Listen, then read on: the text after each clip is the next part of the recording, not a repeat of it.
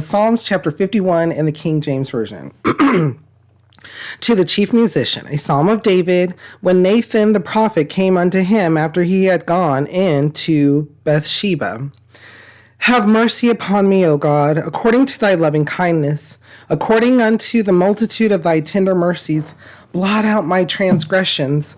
Wash me thoroughly from mine iniquity, and cleanse me from my sin. For I acknowledge my transgressions, and my sin is ever before me. Against thee, thee only, have I sinned, and done this evil in thy sight, that thou mightest be justified when thou speakest, and be clear when thou judgest. Behold, I was shapen in iniquity, and in sin did my mother conceive me. Behold, thou desirest truth in the inward parts, and in the hidden parts thou shalt make me to know wisdom. Purge me with hyssop, and I shall be clean. Wash me, and I shall be whiter than snow. Make me to hear joy and gladness, that the bones which thou hast broken may rejoice. Hide thy face from my sins, and blot out all my iniquities. Create in me a clean heart, O God, and renew a right spirit within me. Cast me not away from thy presence, and take not thy Holy Spirit from me. Restore unto me the joy of thy salvation, and uphold me with thy free spirit. Then will I teach transgressors thy ways, and sinners shall be coveted unto thee. Deliver me from blood guiltness, O God, thou God of my salvation, and my tongue shall sing aloud of thy righteousness. O Lord, open thou my lips, and my mouth shall shew forth thy praise. For thou desirest not sacrifice, else would I give it. Thou delightest not in burnt offering. The sacrifices of God are a broken spirit, a broken and a contrite heart. O God, thou wilt not despise.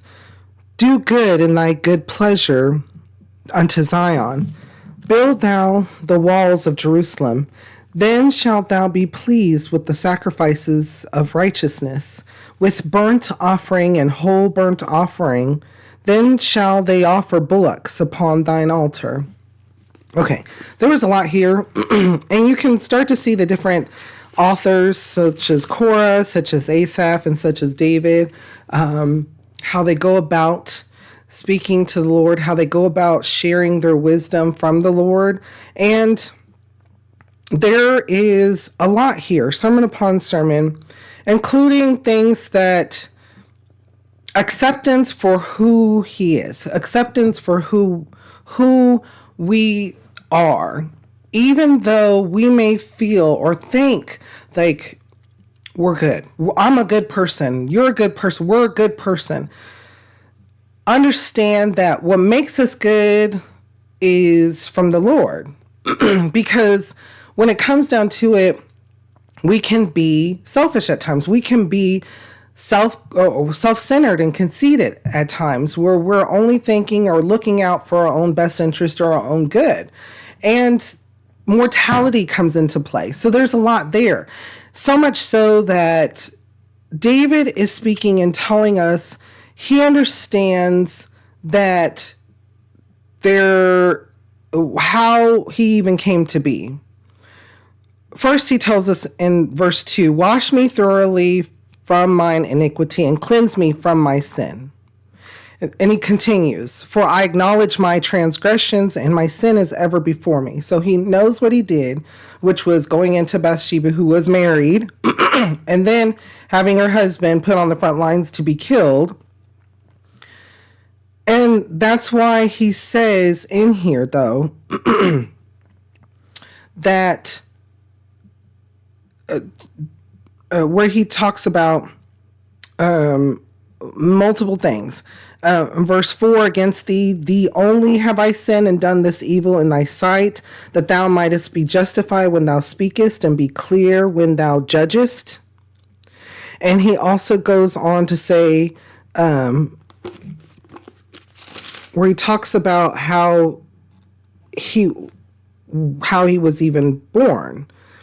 And so There is verses in here where he talks about in verse 5, behold, I was shapen in iniquity, and in sin did my mother conceive me. And it talks about that in different ways, because it talks about the conception of when it comes to relations to create the child.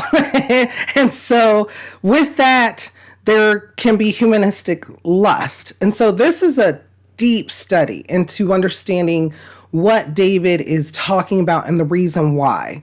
And so he's talking about, and it talks about throughout the Bible, excuse me, I am going through sinus issues. It's still springtime, and there's a lot of stuff going on in here. And so I apologize, but there's a lot of information and a lot of understanding that David is trying to tell us. And that not only was he conceived from sinful acts, but instead of they're just, and not to say that intercourse is sin itself, because there's a gift there, but there's also that humanistic lust, which is not necessarily love.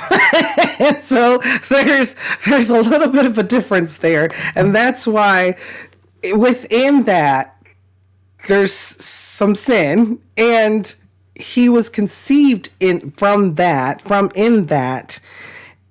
and sin did my mother conceive me. And there's more to it, because when it comes to our lives, like I mentioned, it's all included. Our mortality, our thoughts and our feelings, our strengths and our weaknesses, everything is included and wrapped up into how we go about in life. And when we make a mistake, when we do something wrong, that is not correct, that is not of love or the fruits of the Spirit, it is sin. It is wickedness. It is sin. And the wages of sin is death. And so he's understanding that and admitting to it humbly, admitting to it to God. And what he asks, this is something that we can ask for too. In verse 10, create in me a clean heart, O God, and renew a right spirit within me.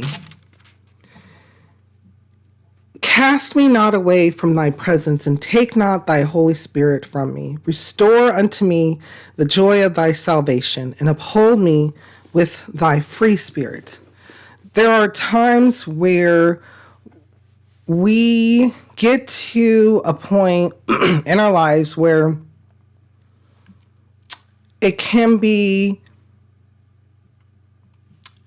difficult, because it's kind of like waking up on the wrong side of the bed in terms. You get out and you're having a bad day.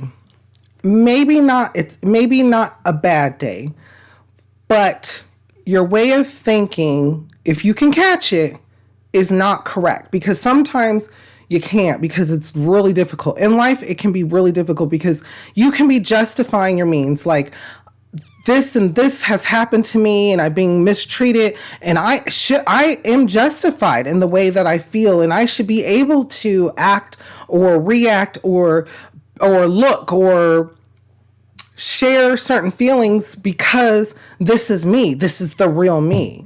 Now remember, if you're saying this is the real me, you're also admitting to that other part, which is the sinning, the wickedness, I want to get revenge. I want to get my own redemption. So thinking about that, there's some times that, and I'm guilty as charged.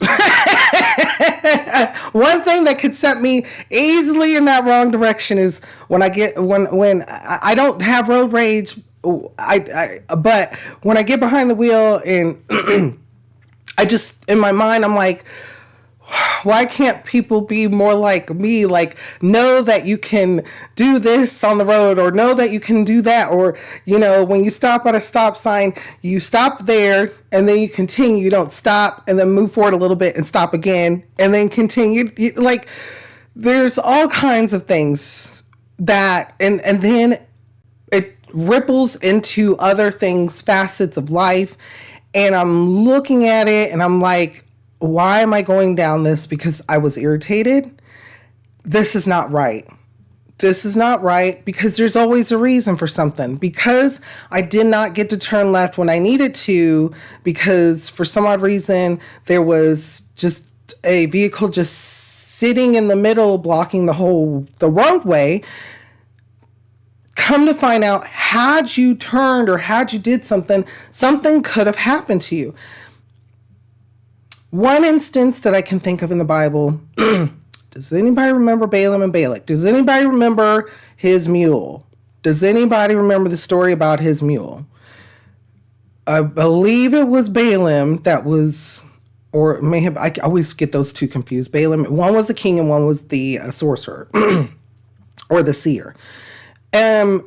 Was riding the donkey, so correct me in the comments. Balaam was riding the donkey because the king, Balak, sent for him, and he decided, okay, and the angel gave him permission to go. He was going on his donkey, on his mule. Donkey saw something 3 times, not just once, not just twice, but 3 times, and did things out of the norm of him riding that donkey, and irritated him. So the Lord was opened the mouth of the donkey to speak, and the mule said, "Hey, why are you hitting me? Why did you hit me these 3 times?" And of course, Balaam, he spoke back. I mean, of all astonishment, right? He said, because you're not doing what I want you to do. And then it's revealed to Balaam too that what was actually there, an angel of the Lord, blocking the way. Had the mule, had the donkey, had the she mule, had not turned aside those 3 times, harm would have came to Balaam. It would not have been good. So in my mind, I have to pause myself and rethink things, because I start writing my own scripts. I start writing my own outcomes, and that's not the case. That's not reality. That's false reality that my mind is thinking of because of whatever, either doom and gloom because of outcomes, you don't feel lucky, or just because you're utilizing some type of energy or something from something else that has nothing to do with what you're actually going through, and you're misplacing it because you never took care of that and gave it to God. So there's many ways to think about this, and understanding what David's saying and what is understanding, bringing past to present, how it means to us in our life. Are we thinking correctly? Are we living according to the word? Are we living and walking with Christ? Are we a reflection of Christ? If not, verse 10, create in me a clean heart, O God, and renew a right spirit within me. Before we go on, though, what kind of thoughts or feelings come to your mind when we read over this? How does it make you feel, and what does it make you think?